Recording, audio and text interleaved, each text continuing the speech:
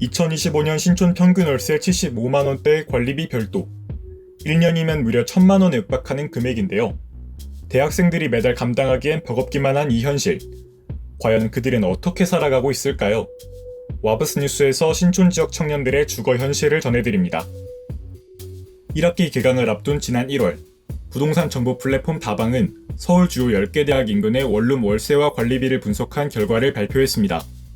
보증금 1천만원 기준으로 전용면적 33제곱미터 이하 원룸의 평균 월세는 60만 9천원, 평균 관리비는 7만 8천원이었습니다. 지난해 1월 평균 월세는 57만 4천원, 평균 관리비는 7만 2천원이었던 것에 비하면 1년 새의 월세와 관리비가 각각 6.1%와 8.1% 올랐습니다. 특히 우리 대학교 인근 지역의 월세는 60만원에서 64만 3천원으로 7.2%가 급등했습니다. 금액으로만 따지면 조사 대상 중 두 번째로 높았으며 월세가 74만 1천원으로 가장 높은 지역 역시 연세대와 인접한 이화여대였습니다. 관리비 또한 각각 연세대 7만 6천원, 이화여대 10만 5천원이었습니다. 제가 연희동에서 이제 자취한 지가 4년 됐는데요.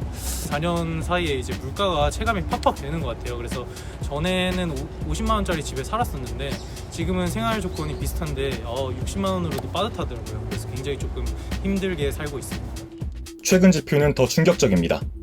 지난달 27일 다방이 국토교통부 실거래가 공개 시스템을 분석해 만든 25년 4월 다방여 지도에 따르면 서대문구의 평균 원룸 월세는 무려 90만 원에 달했습니다.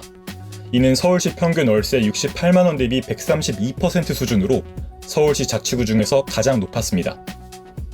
이번에 제가 이제 재계약을 하게 되었는데 이제 새로 계약서를 보니까 월세가 이제 작년에 비해서 조금 올랐더라고요.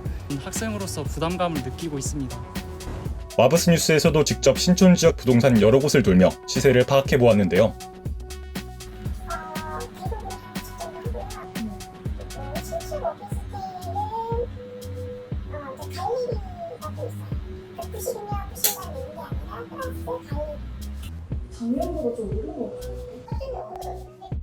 이렇게 하늘 높은 줄 모르고 오르는 월세, 고통받는 대학생들을 위한 정책도 등장하고 있는데요. 우선 지자체 정부 차원에서는 저소득층 대학생을 대상으로 월세 지원 제도를 운영해 주거비 부담을 완화하고 있습니다. 또한 행복주택과 대학생 전세임대주택을 통해 시세보다 저렴한 임대료로 안정적인 거주 공간을 제공해 더 많은 학생들이 안전하고 쾌적한 환경에서 생활할 수 있도록 지원하고 있습니다. 대학들은 정부 정책과 발맞춰 기숙사 신축을 추진하고 있습니다. 월 30만 원에 이용할 수 있는 공공기숙사와 연합기숙사를 지어 학생들의 주거 안정을 돕겠다는 취지인데요. 저소득층 대학생을 대상으로는 월 최대 20만 원, 연 최대 240만 원의 주거 안정 장학금을 지급하고 있습니다. 이외에도 주거복지 정보를 안내하는 상담 창구를 운영해 학생들의 합리적이고 안전한 임대차 계약을 지원하고 있습니다.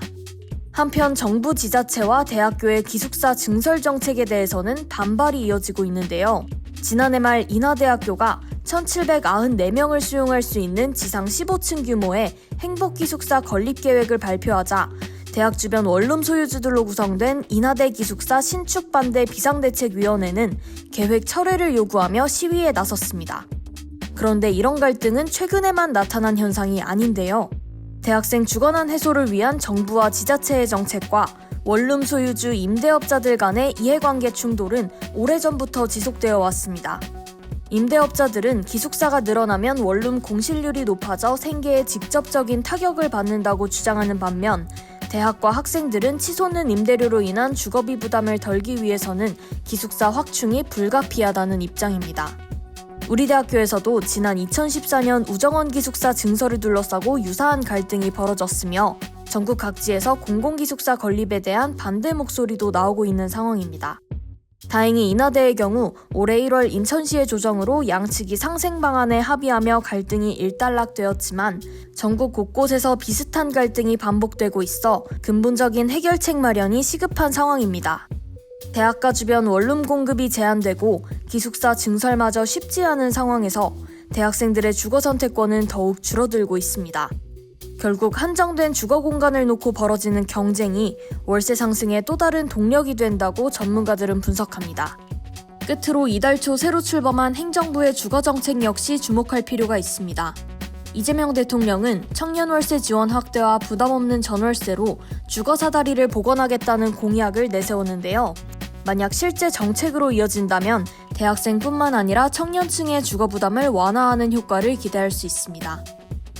민달팽이 세대로 불리는 요즘 청년들이 무거운 주거비 부담에서 벗어나 안정적인 보금자리를 찾을 수 있을까요? 대학생과 지역 주민, 그리고 정부가 함께 머리를 맞대고 상생의 해법을 찾아나가길 바라며 지금까지 와브스 뉴스였습니다.